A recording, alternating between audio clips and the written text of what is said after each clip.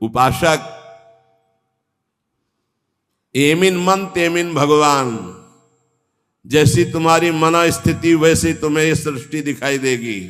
अगर तुम्हारा मन भगवदाकार है तो सब भगवान दिखाई देंगे, तुम्हारा मन कामी है तो सब कामी दिखाई देंगे। एमिन मन तेमिन भगवान, जैसा तुम्हारा मन वैसे ही तुम्हें भगवान का अनुभव। जाकी रही भावना जैसी प्रभु मूर्ति देखी तिन तैसी। इसलिए अपनी भावना को सुधारो। भक्ति का फल है भाव शुद्ध हो जाना। निद्रा, तंद्रा, आलस्य, विक्षेप, संशय, ये जिसके जीवन में अधिकायत है उसका सर्वनाश निश्चित हो जाता है साधना का। नींद पर काबू पाओ, निद्रा के अधीन मत हो। ये बहुत बड़ी शत्रु है, ये भजन का नाश करने वाली है। इसको मत ये सोचो कि अभी तो नई अवस्था है, नहीं, इसी अवस्था में इसको काबू पालो, नहीं तो कुछ नहीं होता। जहां देखो, हम देखा है वयोवृद्ध जनों को जिनको कहा जाता है कि अब भजन की अवस्था है, वहां देखा है बैठे बैठे बात करते करते जब देखो तब ऐसे मुंह बगाड़ दिए, लाल टपक रही, जब देखो, देखा हमने।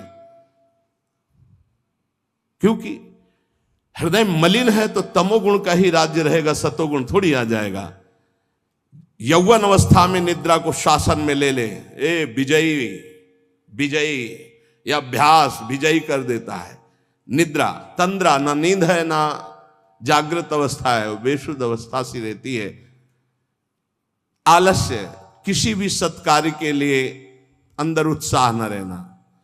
विक्षेप, बार बार भोगों का आकर्षण होना। संशय, ये बातें बिल्कुल साधक के जीवन में नहीं होनी।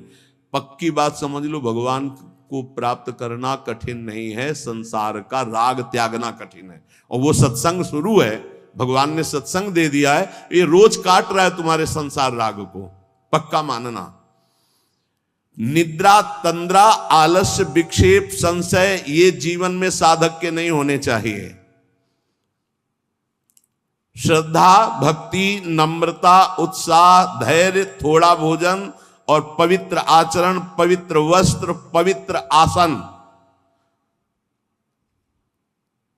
कल एक उपासक प्रश्न कर रहे थे कि आसनों का भगवत प्राप्ति में कितना योग है। बहुत ज्यादा योग है, पर सिद्धासन और पद्मासन में बैठने की वो भूल न करे जिसका ब्रह्मचर्य ठीक नहीं है। भूल न करे, नहीं शरीर पीड़ा और रोग से ग्रसित हो जाएगा। ये वायु को संशोधित करके, चर्बी को भस्म करके, शरीर को शांत करके और मन को एकाग्र करके, प्राणों को सूक्ष्म करके भगवत प्राप्ति कराने में बहुत ही सहयोगी आसन है पद्मासन और सिद्धासन। लेकिन उसके पहले ब्रह्मचर्य का नियम नहीं, तो इन आसनों पे बैठने की भूल न करे।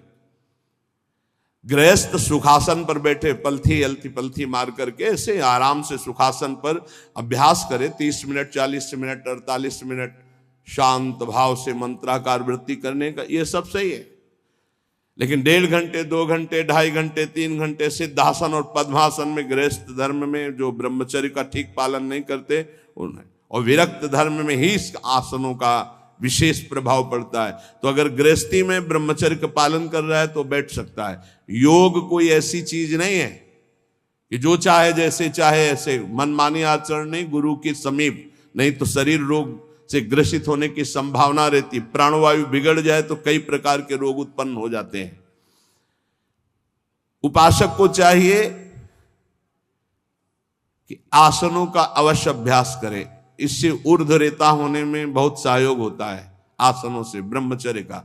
जैसे आप शांत ऐसे बैठे हैं पद्मासन या सिद्धासन से, अब आपके अंदर वायु बिगड़ेगी, भीषण दर्द शुरू होगा, जांघों में दर्द शुरू होगा, शरीर में विशेष हरकत पैदा होगी, विशेष बिजली दौड़ेगी, एक शक्ति, शांत एकदम, मंत्र में पूरी वृत्ति। अब वो बिजली जो पावर पैदा हो रही, वो आपकी सुषुम्ना नाड़ी को, जो सीधी 90 अंश के कोण में साधन में बैठा जाता है, सीधे मेरुदंड, सीधे ऐसे, यहां से नापा जाए तो सीधे ऐसे 90 अंश का, वो ऐसे नहीं होना चाहिए। जितने मिनट, 1.25 घंटा, 1.5 घंटा, 2 घंटा, सीधे ऐसे आज्ञा चक्र पर दृष्टि हो आंतरिक या नासाग्र दृष्टि हो, और उसमें बार बार मंत्र लिखा जा रहा हो, चूक नहीं होनी चाहिए। मंत्र की चूक नहीं, बहुत जल्दी लाभ प्राप्त होता है, पर इसके लिए पूर्ण ब्रह्मचर्य की आवश्यकता है। जरा भी चूक नहीं, जैसा कह रहे हैं वैसा। प्राण सूक्ष्म होने लगेंगे, मन एकाग्र होने लगेगा, शरीर शांत होने लगेगा, चंचलता रहित। पर एक बार पसीना पसीना, एक बार भीषण कष्ट प्रतिदिन, जब तक शून्यावस्था नहीं आती शरीर की, तब तक वो साधक को यही पापों को भस्म करता है। यही आसन उसको दिव्यता प्रदान करते। अब इतनी हीट पैदा होती है उसके अंदर, अगर संयम से नहीं है तो व्यभिचारी बन जाएगा। बहुत ध्यान देने योग्य बात, उस समय उसकी कुंडलनी, उसकी सुषुम्ना नाड़ी, उसकी हर नाड़ी एक्टिव होती है उस गर्मी से, आध्यात्मिक शक्ति से। अगर वो व्यभिचार की जरा भी गलती करेगा तो कुंडलनी की अधोगति हो जाएगी, अधोगति नीचे की तरफ हुई, भारी व्यभिचारी बन जाएगा। ये ऊर्ध्वगामी जीव ही सुषुम्ना मार्ग संचारी, सुषुम्ना मार्ग से संचरण हुआ, आजीवन के लिए काम रूपी वेदना से मुक्त हो जाएगा। जीव ही ऊर्ध्वरेता ब्रह्मचारी हुआ, संकल्प ही खत्म काम का, नष्ट हो जाएगा। एक ऐसी परमानंदमय स्थिति योगी की, वही सब बिना कुछ किए ये स्वाभाविक हो जाएगा यदि नाम जब श्वास प्रश्वास से किया जाए। ध्यान रखना, एक इतना कठोर और एक इतना सहज। श्वास प्रश्वास पर ध्यान है, हर समय नाम चल रहा है, वो सब बड़े शीतल प्रकृति से जागृत कर देगा। कुंडलनी जागृत हो जाएगी, सुषुम्ना मार्ग संचारी संचरण होने लगेगा। नाम जप में सब सामर्थ्य विराजमान है। ये केवल प्रवचन की बात नहीं कर रहा, अनुभव की बात कह रहा हूं।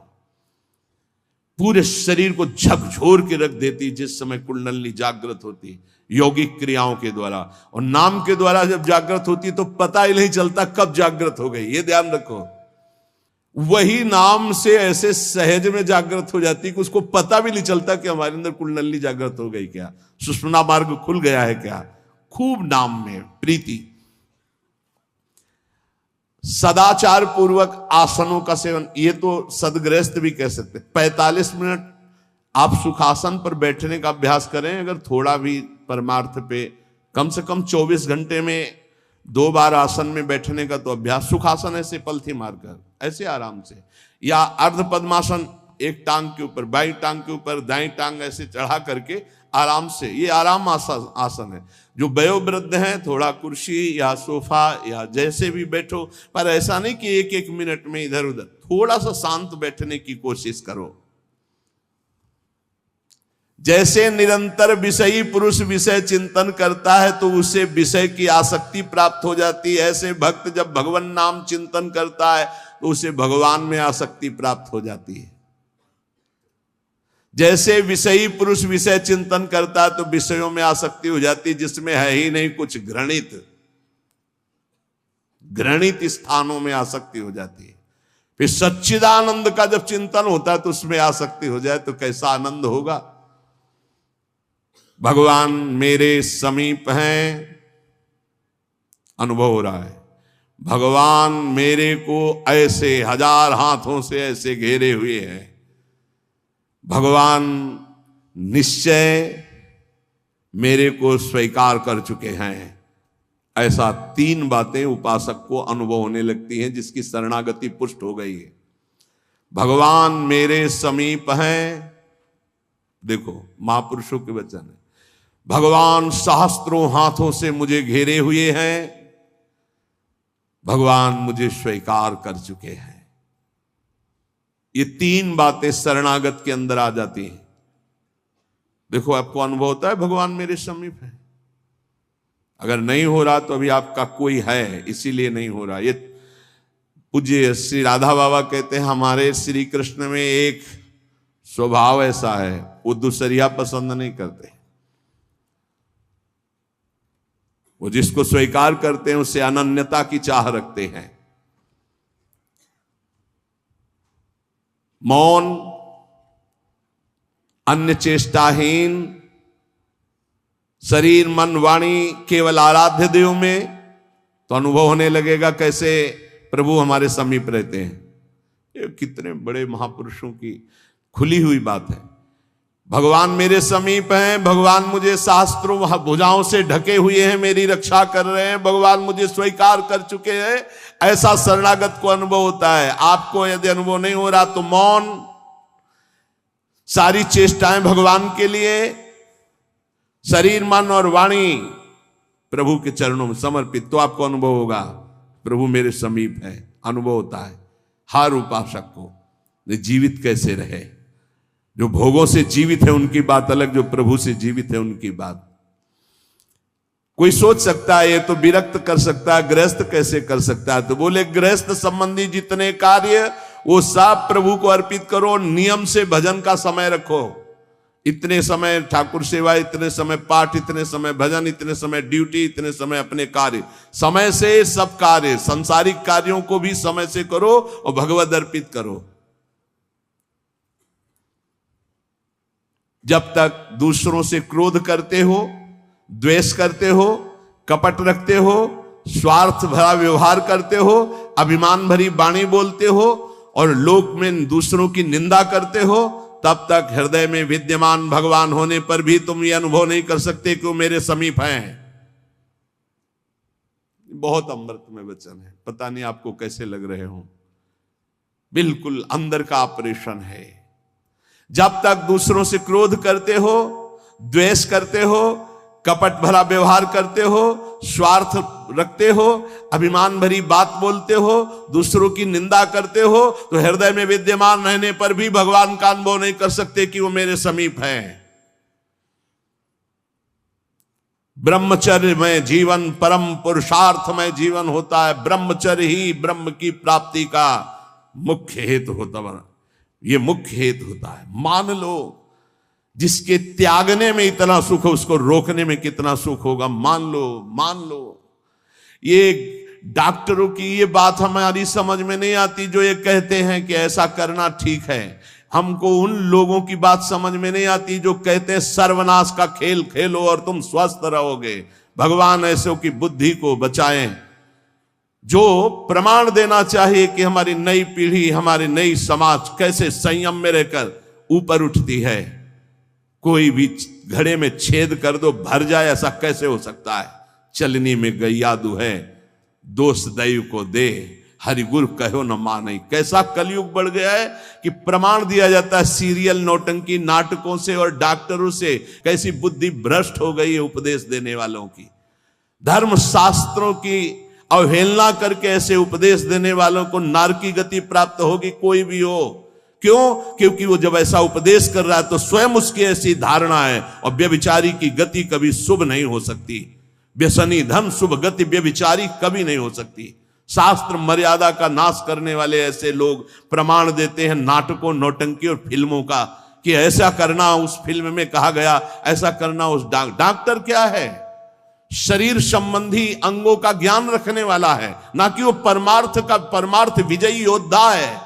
वो काम क्रोध लोभ मोह मद इनका ऑपरेशन करना जानता है क्या? इतना चाहे जितना तुम डिग्री ले लो, इस शरीर का तुम ज्ञान रख सकते हो, लेकिन मन का और बुद्धि का और परमात्मा तत्व का ज्ञान प्राप्त करने वाले महापुरुषों की, ब्रह्म ऋषियों की वाणियों का खंडन करने का अधिकार नहीं है। उन्हीं की बात से हमारा परमार्थ शुद्ध होता है। शरीर में जितनी पावर शक्तियां हैं वो सबका अंतिम रूप वीर है। सबका अंतिम रूप, सप्तम धातु का अंतिम रूप बनता है जाकर वीर। और उस पावर का नाश करने वाला कभी स्वस्थ रह सकता है? कैसी बुद्धि है, कैसा उपदेश है। यहां कह रहे हैं कि परमार्थ की शुरुआत ही ब्रह्मचर्य से होती है। इसलिए चाहे गृहस्थ हो चाहे विरक्त, गृहस्थ तो संयम से संतानोत्पत्ति के लिए भगवत प्रणाम करके, भगवत आराधना करके, दिशाओं को नमस्कार करके, तिथि और समय की योग्यता देख करके संतानोत्पत्ति के लिए भगवत पूजा भाव रखकर वो संयोग किया जाता है, सहवास किया जाता है। और भगवान की प्राप्ति के मार्ग में चलने के लिए इसका संचय किया जाता है। ब्रह्मचर्य परम जीवन, परम पुरुषार्थ ब्रह्ममय है। 10,000 वर्ष तक ब्रह्मचर्य रह करके कश्यप जी ने जब संतानोत्पत्ति का संकल्प किया तो विनता जी से भगवान गरुण जी का प्रादुर्भाव हुआ। भगवान अरुण जी का, जो सूर्य के सारथी और जो हरि के वाहन गरुड़ जी, अरुण जी, फिर 1000 वर्ष तक रहकर तो भगवान वासुकी, भगवान शेष, अनंत फणधारी, इनका जब जब वो सहवास करते तो हजारों वर्ष ब्रह्मचर्य रह के तो बलिष्ठ देवता, बलिष्ठ दैत्य सब उन्हीं से प्रकाशित हुए, कश्यप जी से। ब्रह्मचर्य पूर्वक जीवन कई वर्ष व्यतीत करके नाम जप करते हुए फिर संतान, तो चाहे बालिका हो चाहे बालक, वो जगत मंगल करने वाला हो गए, पशुओं जैसे आचरण से नहीं। ब्रह्मचर्य जिसका ठीक है वही, चाहे गृहस्थ हो चाहे विरक्त, वही परमार्थ पर विजयी हुआ है आज तक। सद्भाषण, सद्विचार, सद्भावना, न्याय निष्ठा, आडंबर पाखंड का त्याग, वही जाकर के धर्मात्मा महात्मा बनता है। इसलिए भक्त को चाहिए कि ब्रह्मचर्य पर विशेष ध्यान दे और रात्रि के सोने के समय ज्यादा सावधान रहे। उस समय वेदना काम की जरूर जागृत होती है, उस समय जरूर ध्यानस्थ रहे, कीर्तन परायण रहे, नाम जप करते हुए शयन करे और शेष भाग रात्रि का भजन में व्यतीत करे। मध्य भाग शयन के लिए, शेष भाग प्रारंभ भजन और उठने के समय भजन। अब आप लोगों की तो दिनचर्या ऐसा है कि अर्धरात्रि से शुरू हो जाती, शेष भाग आने ही नहीं पा। ये जो ब्रह्म मुहूर्त समय कहा जा रहा है, इस समय तो सत्संग हो रहा है आपका। कितना सौभाग्य है कि आप उठना चाहो या ना उठना चाहो, आपकी दिनचर्या ऐसी कि आपको अगर 2:30-3 बजे नहीं उठोगे तो आप अपनी दिनचर्या नहीं कर पाओगे। कितना सौभाग्य कि श्री जी ने ऐसे हमको विवश करके साधन में लगा दिया है। विवश ना चाहे तो भी उपस्थित होना पड़ेगा। जो जबान का खूब लोभी है, भोजन का स्वाद लेने वाला, वो तमोगुणी स्वभाव का हो जाता है। वो कभी जनेंद्रिय पर विजय प्राप्त नहीं कर सकता, कभी ब्रह्मचारी नहीं हो सकता। लेकिन ये बात जितेंद्रीय महापुरुषों में परीक्षा नहीं की जा सकती। संध्या के समय भोजन करने से भजन में अरुचि पैदा हो जाती, इसलिए संध्या के समय कभी भोजन न करे। भोजन के समय नाम जप जरूर करे, क्योंकि एक एक कवल में जितना बार नाम जप करोगे शरीर में रस जाएगा, वो रस आपको भजन में बढ़ाएगा। टीवी चला के भोजन न पावे, क्योंकि टीवी का दृश्य देख के चिंतन करते हुए भोजन पाओगे तो टीवी में चल रहा है वही तुम्हारे चिंतन में चलेगा, तुम्हें परमार्थ से रहित कर देगा। अगर बहुते कुछ देखने सुनने की आदत है तो उस समय संतों के पावन चरित्रों की चर्चा सुनो, कोई कथा चलाओ, कथा सुनते हुए भोजन पाओ। अगर एकाग्रता पूर्वक भजन करने की रुचि नहीं जागृत हुई तो सत्संग सुनो, संतों के चरित्र सुनो, बड़ा प्रभाव पड़ता है। संतों की छवियां सामने रखनी चाहिए जहां भोजन पाने का हो, कुछ सदुपदेश सामने रखने चाहिए। अपने यहाँ तो बड़ा मंगलमय है, राधा राधा ऐसा नाम चलता रहता है। एक दिन सबके बीच में पाया, बड़ा सुख मिला कि नाम चलता रहता है, आप लोगों के कान में नाम गूंज रहा है। भोजन के पहले हाथ और पैर अच्छे से धो लेना चाहिए।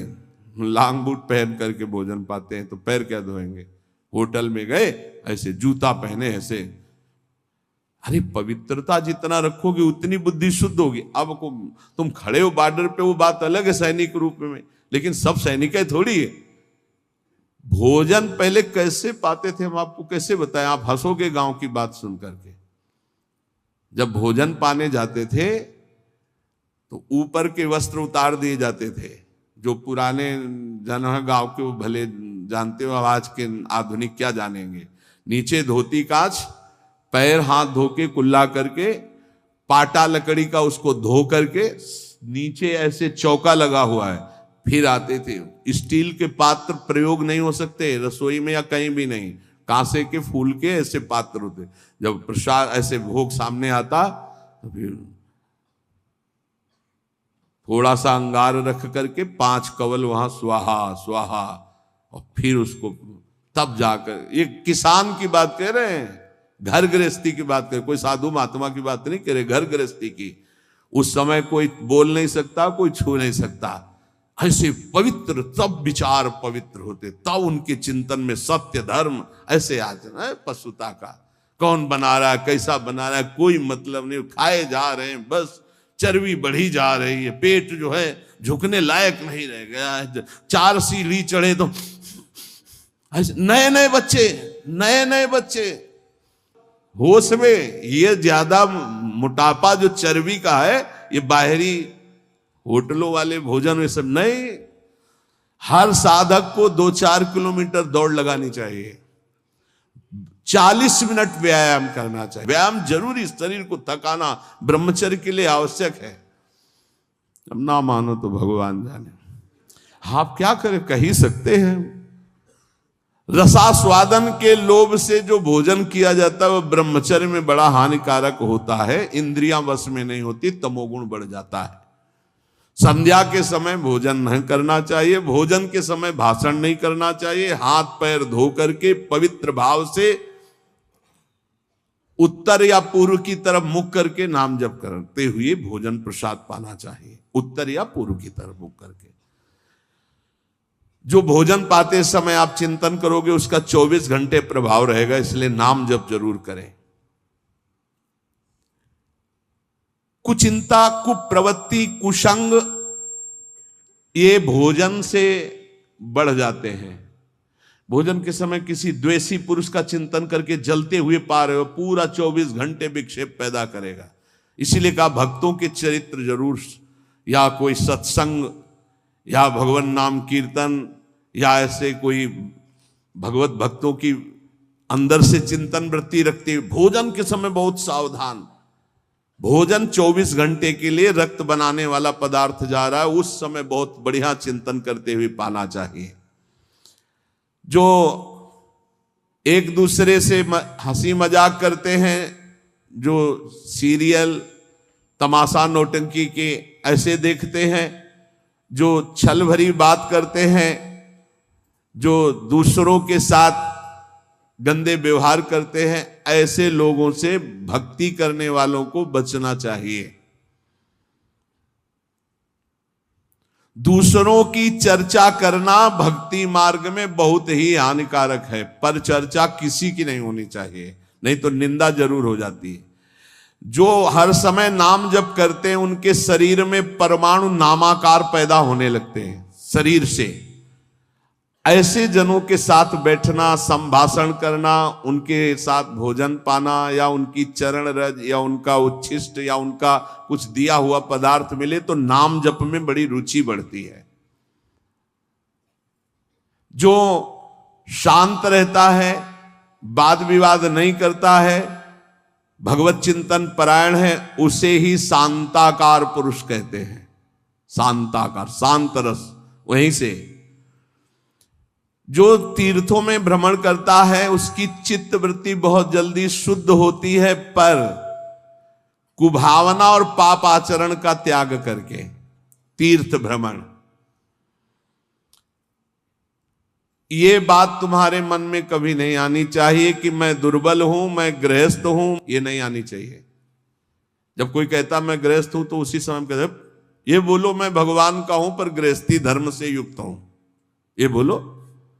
आधी बात क्यों बोलते हो? तुम गृहस्थ हो, आधी बात है। पूरी बात है तुम श्री भगवान के हो पर तुम्हारा गृहस्थ धर्म है। जैसे हम प्रियाजू के हैं पर हमारा विरक्त धर्म है। आप प्रियाजू के हो, आपका गृहस्थ धर्म है। दोनों अपने अपने धर्म का पालन करके प्रियाजू को प्राप्त होंगे।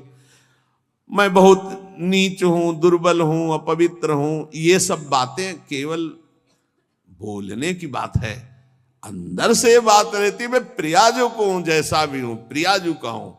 ज्यादा इनका प्रभाव न पड़ने पावे अंदर, नहीं तो फिर निरुत्साहित हो जाओगे। नहीं, जैसा भी हूं प्रियाजू का हो। ये मन की दुर्बलता भजन से हटती है, धैर्य एवं उत्साह बढ़ने लगता है जिसका नाम जब चलता है। भक्त वही जो केवल गुरुदेव वाक्य और भगवत वाक्य पर विश्वास रखता है, अन्य नहीं। गुरुदेव के वचन और भगवान के वचन बस। ये काम क्रोध की तरंगे मन में उठती हैं, चिंता मत करो, नाम जप करो, गुरुदेव के वाक्य पर विश्वास रखो, शांत हो जाएंगी। देखो तुम्हें मैं बड़े अनुभव की बात बताता हूं। मैंने अपने प्रभु के नाम से जो प्राप्त किया वो हमको और किसी साधन से नहीं मिला। मैं इस समय मस्त हो रहा हूं। महात्मा श्री हरनाथ ठाकुर जी नाम के एक बहुत बड़े संत हुए। मैं तुम्हें अपने जीवन के अनुभव की बात बताता हूं। मैं इस समय बहुत मस्त हो रहा हूं नाम जप के द्वारा। कभी भी मैंने सूचि और असुचि का विचार नहीं आने दिया। सूचि माने होता पवित्रता, असुचि माने होता अपवित्रता, कि अपवित्र हूं कि पवित्र हूं इसका विचार नहीं आने दिया। हर समय नाम जप चलता रहा है। तुम्हें सच्ची बतावें, यहां ना कुछ पवित्र है ना अपवित्र है। देखो कैसा मन का नाटक है। ऊपर से नहा लिया, हम समझ रहे पवित्र है, और यही मल भरा हुआ है। यही एक बस चावल भर चमड़ी का ढक्कन है ढका हुआ, नहीं तो यहां मलाशय मूत्राशय सब यही है। भला क्या पवित्र हो गया? ऊपर से पानी डाल ली, रेशम के थैले में बिष्ठा भर लियो और ऊपर से उसको नहा दो तो पवित्र हो जाएगा क्या? अगर तुम्हें पता है कि इसमें बिष्ठा भरा है, छुओगे उसे और इसमें भरा है। कितना है इस शरीर से प्यार करते हो। है क्या ये थैला है और कुछ नहीं है। यहां भगवान बैठे, यहां भगवान बैठे, और यही पूरा है, नीचे सब नरक कुंड भरा हुआ है। भगवान से हमारा कोई संबंध है जिनकी हम खोज कर रहे हैं, कभी स्त्री में, कभी पुत्र में, कभी परिवार में, कभी मित्र में। हम उन्हीं की खोज कर, उसी प्यारे से प्यार करना चाहते हैं, पर समझ नहीं पाते इन शरीरों की आड़ में वो बैठा है। शरीरों से प्यार कर बैठते हैं और वो जो बैठा है उससे कोई मतलब नहीं रह जाता, इसलिए हर बार खाली हाथ हो जाते हैं। इस बार गुरु कृपा से पता चला कि शरीरों से नहीं, शरीरों के अंदर बैठे हुए परमात्मा से प्यार करना है। देखो बहुत बड़े महापुरुष के अनुभव हैं। सर्वदा मैंने अपने इष्ट का नाम जप किया है, उससे मैं मस्त हो गया हूं। भला कौन अपने अनुभव ऐसे बताता है? संत ही कृपा करके बताते हैं। कभी भी मैंने सूचि असुचि का विचार नहीं किया, क्योंकि ये कभी पवित्र हो ही नहीं सकता। और दूसरी बात, मैं कभी अपवित्र हो ही नहीं सकता। दूसरी बात स्वरूप में है, और पहली बात शरीर में है। ये कभी पवित्र हो ही नहीं सकता, और मैं कभी अपवित्र हो नहीं सकता। ईश्वर अंश, जीव अविनाशी, चेतन, अमल, मल रहित, ये मल युक्त, जड़, मलयुक्त, विनाशी, परिवर्तनशील, ये कभी पवित्र नहीं हो सकता। मैं कभी अपवित्र नहीं हो सकता। इसलिए चिंता की बात नहीं, हर समय राधा राधा राधा राधा। मैंने इस नाम से वो सुचितम स्थिति प्राप्त कर ली है। सुचितम माने परम पवित्र स्थिति, जिसको मैं वाणी से नहीं बता सकता। मैं इस नाम से एक स्थिति प्राप्त की है जो शयन में, स्वप्न में और जागृत में मुझे हर समय डुबोए रहती है। पकड़ना, महापुरुषों की बात पकड़ना। ये राधा नाम ही नहीं है, ये महामहिम परा मंत्र है, परा विद्या है। ये नाम ही तंत्र का सार है, ये नाम ही मंत्र का सार है, ये नाम ही ईश्वर श्री कृष्ण का सार है। राधा नाम वेद मंत्र और यंत्र तंत्र में सबे सार को सार, ताते श्री सुख प्रगट कियो नहीं, जान सार को सार। परम धन राधा नाम आधार। इस राधा नाम से बढ़कर के और कुछ भी नहीं है। श्री कृष्ण भी इसी नाम का जप करते हैं, और श्री कृष्ण ही इनको गुरु मानते हैं। किनको? जिनका नाम राधा है। पी को नाचन सिखवत प्यारी। कई ऐसी स्वामी हरिदास जी महाराज ने पद लिखे, कई ऐसे महापुरुष। 16 चौको 64, 4 गुना परम प्रवीण प्यारी जो लालजू से। 16 कला श्री लालजू, तो 64 कला परम प्रवीण श्री प्यारी जू। इस नाम के उच्चारण से भवरोग निवारण हो जाए तो साधारण बात है। दैहिक व्याधियों की तो पूछना ही क्या है। कोई भी चिंता तुम्हारा स्पर्श नहीं कर सकती, कोई भी बाधा स्पर्श नहीं कर सकती जिसकी जिह्वा पे राधा नाम है। मेरी बात मान जाओ, नामोच्चारण करो, सारा संसार तुम्हारा ही हो जाएगा। तुम देखोगे सारा संसार तुम्हें प्यार करेगा। तुम चिदानंद रस में मगन रहोगे, निरानंद की छाया भी नहीं छू सकती तुम्हें।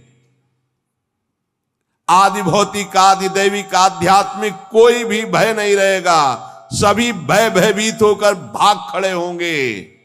सदा के लिए तुम निर्भय और निश्चिंत हो जाओगे। इसलिए मेरी बात मान लो, नाम लो। नाम जीव का एकमात्र कर्तव्य, उद्देश्य नाम। नाम भूल जाने पर इंद्र का इंद्रत्व भी नरक के समान लगने लगेगा यदि नाम जप करोगे तो। क्या है इंद्र के इंद्रत्व में? एक भारी स्वप्न है, अच्छा बस, जगो तो कुछ नहीं। देखो, नाम भूलने से माया के दास बन जाओगे और नाम चलने पर जीवन मुक्त हो जाओगे। बड़ी बढ़िया बात कर। जितने क्षण जीवों के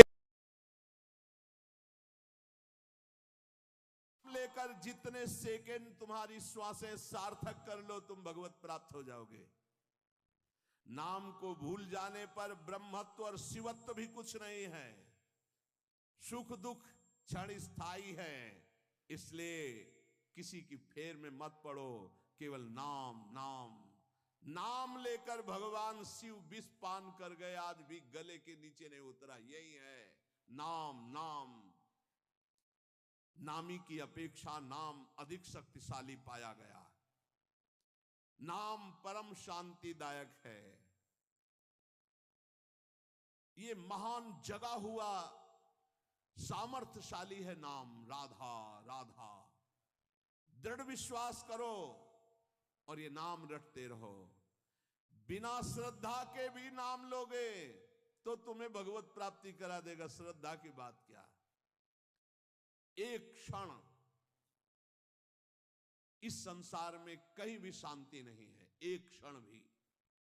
इसलिए किसी के इस भुलावे में मत पड़ो कि अमुक जगह शांति है। शांति तुम्हारे हृदय में है और वो तुम्हारे भजन से होगी। भजन से सर्वत्र चिरस्थायी शांति, सर्वत्र चिर आनंद, वो केवल भजन से मिलेगा। केवल भजन, यही हम समझाते हैं। जब एकांतिक में प्रश्न होता तो यही कहते हैं, कहीं भाग के चले जाओ शांति मिले तो बताना तुम कितना भागोगे। यहां बचपन से भाग रहे हैं, शांति यहां मिली है, यहां छाती में, छाती में शांति मिली है। कब? जब गुरुजनों ने जो मंत्र दिया, नाम दिया, उसका प्रभाव। तो बोले आप तो वृंदावन की महिमा वर्णन करते रहते हो, तो हमारे उर वृंदावन और ये दोनों एक हो गए तभी आनंद का अनुभव। नहीं तो यहां आप देख लो, अगर भजन नहीं है तो तुमको क्या दिखाई देगा। यहां बिहारी जी महाराज खड़े, बिहारी जी को देखने वाले कम मिलेंगे आपको, कम मिलेंगे। बहुत से बहुत फूल देख लोगे, बहुत से बहुत इधर उधर, बिहारी जी से आंख मिलाने वाला तो कोई बिरला ही होगा। जो सीधे गया, उनसे आंख मिलाया, आंखों में भरा और चल दिया, वो तो कोई